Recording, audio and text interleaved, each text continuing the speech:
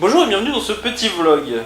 Donc ce coup-ci on n'a pas vraiment regardé Legion of Tomorrow parce qu'on a passé un concours de bibliothécaire et tout ça, enfin même c'était chaud de regarder l'épisode en même temps. Par contre du coup hier moi j'ai reçu ça. De quoi? Moi, un grand fan du Docteur? Non. Je veux dire, c'est pas comme si j'achetais mes coffrets DVD chez la BBC pour avoir en fait les bonus. C'est pas comme si je regardais sans cesse la série classique parce que je l'adore en fait. Et désolé pour le t-shirt, si jamais celui-ci ne vous plaît pas, il faut savoir que je n'ai qu'un seul t-shirt Doctor Who parce que je préfère acheter des histoires avec le Docteur que de m'acheter des t-shirts. Donc encore merci à la personne qui me l'a donné. Donc il faut savoir aussi que je fais cette émission parce que je compte à un moment ou à un autre lancer une émission plus spécifique sur les comics Doctor Who. Quoi de mieux pour préparer cette émission que de parler de ce qui est disponible actuellement là maintenant. Donc on va commencer du coup par faire un petit aperçu donc de ce que nous offrent les éditions Akileos, qui éditent du coup les Doctor Who de Titan Comics, qui les a récupérés d'IDW Publishing. Ça commence à être long. Donc on a les premiers numéros des 10e, 11e et 12e Docteurs. On va les faire dans l'ordre, forcément, 10e Docteur. Ce numéro est scénarisé par Nick Abatsis et dessiné par Elena Casagrande. Je triche un peu parce que c'est marqué en gros là en fait. Ce qui est assez cool. Non, sans déconner. Alors ça, j'ai plus tellement de souvenirs de l'édition anglaise donc, que j'avais lu à l'époque. Mais il me semble pas qu'il y avait ces doubles pages. Cette façon de présenter, donc bon point de la part de Kilo d'avoir fait ça. Ça donne un peu de style. Après ça coupe un peu la lecture, mais bon ça fait un peu genre dans la série en fait. Genre tu as l'introduction, le générique, et le reste de l'épisode. Là ça fait un peu pareil, on a quelques pages, générique, donc en gros les crédits, et le reste de l'épisode. Ce numéro est vu du point de vue de la compagnonne, ou plutôt de la future compagnonne, puisqu'on rajoute encore un nouveau compagnon au Docteur. Ça arrive très souvent dans les comics de rajouter des compagnons. Déjà, le tout premier comics Doctor Who, en fait, rajoutait des compagnons au premier Docteur, qui étaient genre en fait deux gosses. En fait, il n'y avait plus les compagnons qu'on connaissait, il était se balader juste avec deux gosses. Un peu bizarre. Donc on suit donc Gabriella, qui s'est installée avec sa famille à Brooklyn, et qui donc, essaye de s'intégrer comme toutes les Américaines, vu qu'elle est née en Amérique. Par contre, ses parents sont des Mexicains. Et on voit en fait vraiment le conflit des générations, le père qui veut pas vraiment laisser partir les enfants, tout ça. C'est assez intéressant. On va arriver près de la fête des morts, parce que apparemment, dans les fêtes mexicaines en fiction, on utilise tout le temps la fête des morts. Apparemment, ils n'ont pas d'autres fêtes dans la fiction. Voilà. C'est très simple, les Mexicains dans la fiction, ils ont soit les espèces de gros chapeaux, le poncho, la fête des morts et les tacos. Alors par contre, vous attendez pas à voir beaucoup le 10e Docteur, hein. C'est vraiment centré ce numéro-ci sur la compagnon. C'est difficile à dire du coup. La compagnonne, ça fait mal. Puis la compagne, ça fait un peu trop marital, donc j'essaie d'éviter aussi. Donc ça se centre vraiment donc sur ce personnage-là, et pas vraiment sur le 10e Docteur, qui en fait... On voit se balader un petit peu, on voit qu'il se passe des trucs bizarres, mais voilà. C'est vraiment un numéro donc, mis en place pour introduire la compagnonne. Et donc, on nous laisse sur un joli petit cliffhanger, donc qui nous fait présager en fait que ça va peut-être commencer, parce que pour l'instant, en fait, à part 2 ou 3 monstres qui montrent le bout de leur nez et vite fait ce qu'ils peuvent faire, il ne se passe pas grand-chose en termes d'action. Par contre, c'est très correctement introduit. Voilà, c'est super bien. Alors, petit reproche éventuellement au niveau des dessins, oui, ça ressemble pas tellement au 10e Docteur, mais c'est le problème de tout produit dérivé venant de quelque chose de télévisuel. On essaye vraiment de s'approcher du rendu de l'acteur, mais on ne peut pas. On ne peut pas, ce n'est pas la réalité, c'est une bande dessinée. Certains artistes pourraient, mais les artistes qui peuvent, soyons francs, ils travaillent pas sur les produits dérivés. Très franchement, ça passe encore, j'ai vu pire. Bon, certaines têtes sont aussi un petit peu exagérées. Mais après, on comprend, c'est un style. C'est un style, on comprend assez vite l'intention des personnages, ce qu'ils pensent. Bref, c'est assez intéressant et j'ai envie de voir la suite. Donc ensuite, on va passer au 11e Docteur, qui est du coup cette fois-ci co-scénarisé par Al Ewing et Rob Williams, et au dessin par Simon Fraser. Donc l'histoire, c'est qu'on va encore suivre l'histoire du point de vue du compagnon, puisqu'on introduit encore une fois un nouveau compagnon. Ça a toujours été un peu ça dans l'histoire du Docteur, en tout cas publié aux États-Unis, c'est qu'on invente des nouveaux compagnons, qu'on rajoute des nouveaux compagnons. Sauf pour celui qui est actuellement le Docteur, où généralement on met le compagnon attitré, histoire d'attirer le plus de fans, tandis que ceux qui vont vouloir lire les comics sur les Docteurs qui ne sont pas le Docteur actuellement sont déjà très gros fans, donc ils veulent voir quelque chose de nouveau. Tandis que ceux qui peuvent être plus attirés par le Docteur actuel sont des gens qui, éventuellement, sont plus amenés à découvrir Doctor Who, et en même temps plaire aux fans. Puis on sait pas ce qu'il va devenir. Est-ce qu'il va avoir un temps où on peut introduire un compagnon, où il n'a pas vraiment de compagnon? Tant qu'on sait pas trop, on essaye d'éviter. Donc toujours du point de vue du nouveau compagnon, ou de la nouvelle compagne, Alice, qui est une bibliothécaire. Alors, moi ça me va, c'est assez rare d'avoir des bibliothécaires dans les comics. Et comme j'essaye de devenir bibliothécaire, moi ça me va. Non, je veux dire, à part Barbara Gordon, on n'a eu personne en bibliothécaire pratiquement. En tout cas, personne de vraiment connu. Le numéro commence alors que tout va mal pour la nouvelle arrivante. Sa mère est morte, elle perd son job, elle va perdre son appart. Sa meilleure amie va déménager, bref, c'est le bordel. Hein.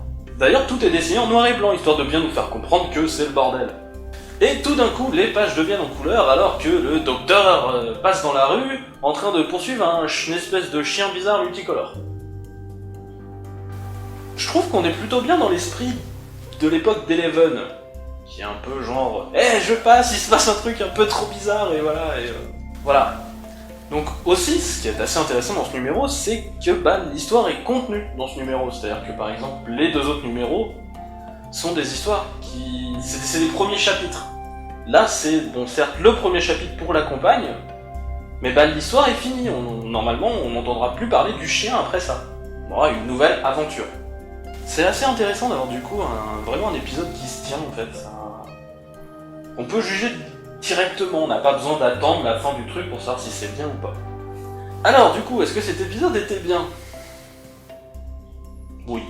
Je veux dire, on a une espèce de petite charge politique, ça se passe à Londres, on voit la chambre des communes, des petites piques au Premier ministre, tout ça. C'était assez intéressant et j'ai un peu l'impression d'avoir retrouvé l'esprit de certains comics classiques Doctor Who, comme par exemple The Iron Legion, donc qui est par exemple critiqué ouvertement Thatcher, par exemple. The Iron Legion qui d'ailleurs est présent dans le Doctor Who classique numéro 1 chez Franchise. Lisez-le aussi, il est cool. Donc c'est assez cool aussi de voir des petits jeux sur le TARDIS, par exemple le TARDIS qui s'est mis à l'envers, enfin bref. C'est assez intéressant. Par contre, oui, éventuellement le bémol, ça peut être le côté graphique. Alors, de tous les docteurs qui sont dépeints, le 11e docteur est celui qui ressemble le moins. En même temps, le visage du 11e docteur n'est pas un visage extrêmement courant en bande dessinée. C'est un visage très long, avec un front énorme. Mine de rien, c'est pas un visage qu'on rencontre très souvent. Voilà, on a aussi des petites piques aussi à Unit, ça fait du bien en fait de voir autre chose de l'univers de Doctor Who que le TARDIS. Et Unit ressemble un peu con en fait. Ce qui est un peu dommage vu que c'est vraiment l'époque du 11e Docteur qui a remis un Unit plus fort, d'avoir donc du coup à cette époque-là un Unit un peu con, un peu de l'époque justement plutôt du 10e. Qui sont prêts à faire péter la planète pour un oui ou pour un non, alors que justement, voilà, l'époque du 11e, c'était, voilà, on commence à avoir la science qui prend le pas, voilà, c'est la conseillère scientifique qui dirige Unit. Bon, je viens de revoir The Power of Three hier, donc ça aide. Aussi, petite surprise, à la toute fin du numéro, on a, eh bien, une toute petite histoire, en fait, qui, je sais pas trop d'où elle sort. Je sais pas trop de quel truc elle sort, voilà, je n'avais pas mis le 11e Docteur en VO, donc celui-là je ne peux pas dire. Je sais pas si elle était là de base, mais c'est la seule fois qu'on a une petite histoire en dehors de l'histoire principale qui est présente dans les 3 numéros. Donc c'était une petite surprise agréable. Voilà, un bon numéro, j'ai envie de continuer aussi. De toute façon je suis abonné, donc... Et moi alors, dis, mais tu oui, vas on parler va de moi. parler de toi, allez.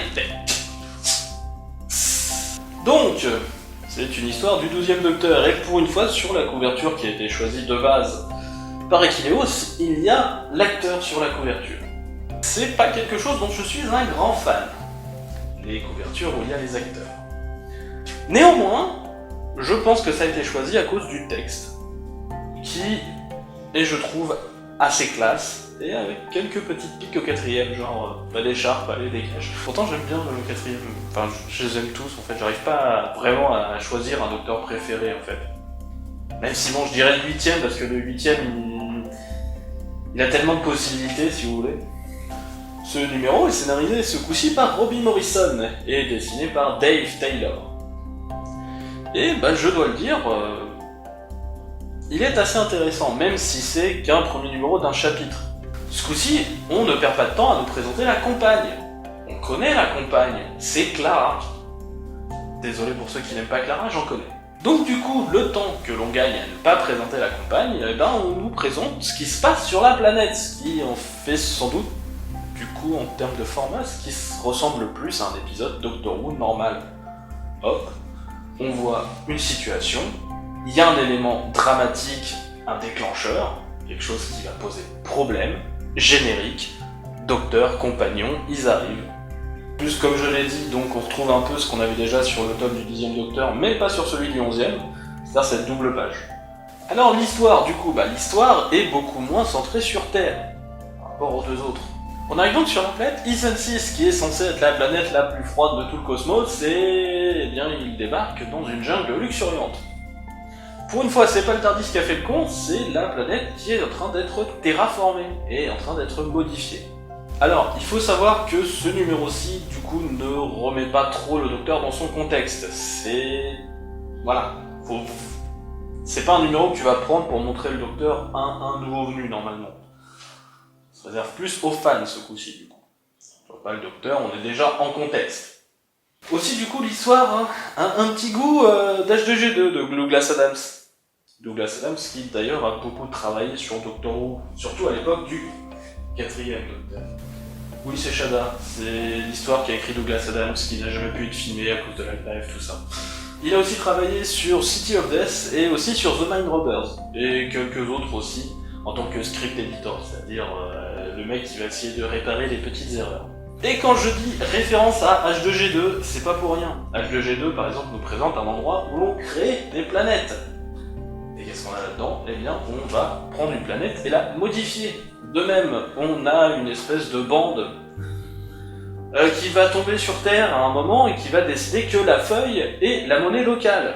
Qu'est-ce qu'on a là-dedans? On voit une feuille, on la retourne, qu'est-ce qu'on voit? Le symbole dollar. Je pense que les quelques petits clins d'œil sont voulus. Puisque, encore une fois, il ne se passe pas grand-chose. C'est plus les 15 premières minutes d'un épisode qui serait un peu rapide. C'est-à-dire qu'on met la mise en place et paf, on voit le méchant qui arrive à la fin. Hyperios, en plus, c'est un nouveau méchant, c'est intéressant. Donc du coup, s'il se passe pas grand-chose, pourquoi lire ce numéro? Principalement pour les dialogues. Très franchement, alors, une des grosses forces pour moi du 12e Docteur et de son duo avec Clara, c'est les petites piques qui n'arrêtent pas de s'envoyer. Les petites piques sont présentes, elles sont même assez géniales. Ces piques et son côté un peu acerbe est très très bien rendu. Niveau dessin, encore une fois, oui, bon... C'est surtout qu'en fait, les visages changent en fait un petit peu selon les cases. Ce qui est vraiment un peu dommage. On n'a pas l'impression qu'ils aient vraiment des modèles bien définis en fait. Ils se cherchent encore. Voilà, donc... Encore une fois, la fidélité par rapport au dessin est droite.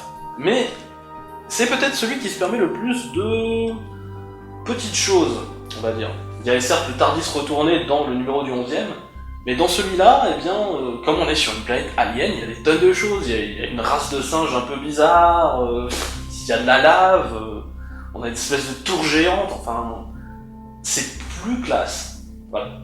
Graphiquement, c'est quand même celui qui se permet un peu plus de choses en termes de décor. C'était des bons numéros. Mais ça, c'était le job de Titan Comics. Est-ce que le travail d'Aquileos fourni sur l'édition est cool? Alors, déjà la traduction. La traduction est bonne. Bonne, on comprend à peu près les jeux de mots. Ah, je me souviens aussi, voilà, des petits soucis que j'avais eu donc dans le numéro du 12e Docteur, parce que je l'avais lu en VO aussi. Et j'avais quelques petites difficultés à un moment. Ils ont trouvé une bonne astuce pour résoudre le petit problème du jeu de mots. Un truc que je suis pas sûr qu'on aura trouvé par exemple chez Panini. Le papier est bon. il est putain de bon. Non, le petit problème que j'aurais, c'est éventuellement le prix. 4 € le numéro VO. Un peu cher. Chez Panini ou chez Urban, pour 5-6 €, on a 6 numéros. Alors certes, chez Panini, le papier est pas super et la traduction est très variante, en fait ça dépend vraiment des traducteurs. Mais par contre, chez Urban, on a du papier de qualité et on a des traductions quand même pas mauvaises. Donc est-ce que 4 € le numéro, ça vaut le coup? Eh ben pas vraiment. Par contre, il existe les formules d'abonnement. Les formules d'abonnement sont beaucoup plus intéressantes et je pense que ce prix est fait pour vous inciter à aller prendre l'abonnement. Si vous ne prenez pas l'abonnement, et que vous comptez prendre au numéro pour voir, je vous conseille d'attendre. Ces tomes-là vont bientôt ressortir en librairie, donc avec les arcs complets pour 15 €. Donc c'est plus avantageux. C'est plus avantageux et en plus on arrive à peu près au prix qu'on peut retrouver chez Franchise, qui pouvait aller vers 14,90 €. Après, chose qui peut éventuellement servir à justifier le prix, les tomes, si vous les achetez, sont fournis avec la petite pochette pour les protéger. C'est cool, très franchement. En ce qui concerne l'enrobage, il n'y a pas réellement de travail éditorial. Ce qui est un peu dommage, parce que ça pourrait être intéressant d'avoir un petit truc, genre on présente un tel truc de la vie du docteur. Pour les néophytes, ce serait cool. Ça manque peut-être, parce qu'au début, on a un truc qui nous dit alors voilà, lui c'est le docteur, ça c'est le Tardis, ça c'est le tournevis Sonic. Tac, tac, tac, bon bah... voilà. Et même le tournevis Sonic qui est pas toujours, vu que on parle de Clara, il me semble, dans celui du 12e. Au lieu du tournevis. Bon, en même temps, c'est normal, quoi. On parle du compagnon plutôt que de l'objet qu'il utilise de temps en temps, voilà. Quand même. Au niveau du reste, eh bien, il n'y a pas trop de pub. C'est assez intéressant. On retrouve un peu la méthode Urban, c'est-à-dire qu'on fait de la pub, mais pour nous. C'est-à-dire que la pub qu'il peut y avoir à la fin, c'est pour des produits d'Aquileos. Notamment, beaucoup de produits pour Doctor Who, les archives. Toujours en fin. Et je trouve ça assez intéressant de ne pas avoir fait une pub, donc, unique, mais une pub qui est intégrée à chaque numéro. Par exemple, donc, le 10e Docteur aura la pub pour le 10e Docteur. Le 11e Docteur aura la pub pour le 11e Docteur. Et chose que j'ai particulièrement aimé, le 12e Docteur aura la pub pour le 9e Docteur.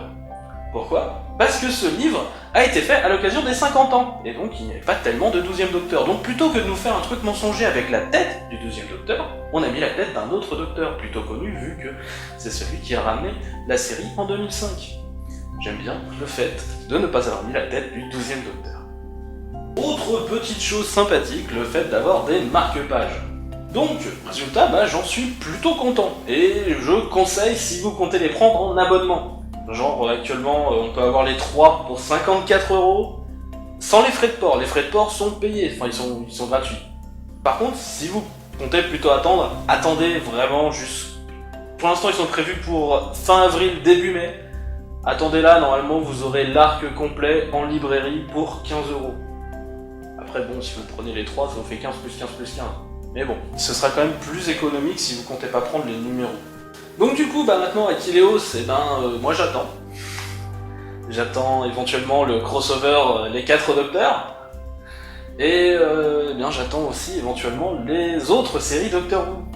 Celle sur le 9e Docteur, celle sur le 4e, et surtout celle sur le 8e. Parce qu'il n'y aura jamais assez de 8e Docteur dans le monde.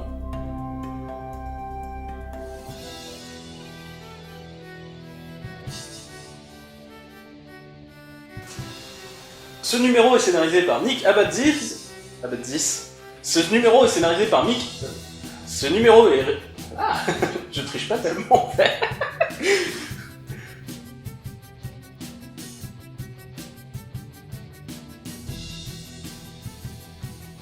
Graphiquement ils sont pas mal, mais ils ne représentent pas donc les dessins que l'on aura à l'intérieur.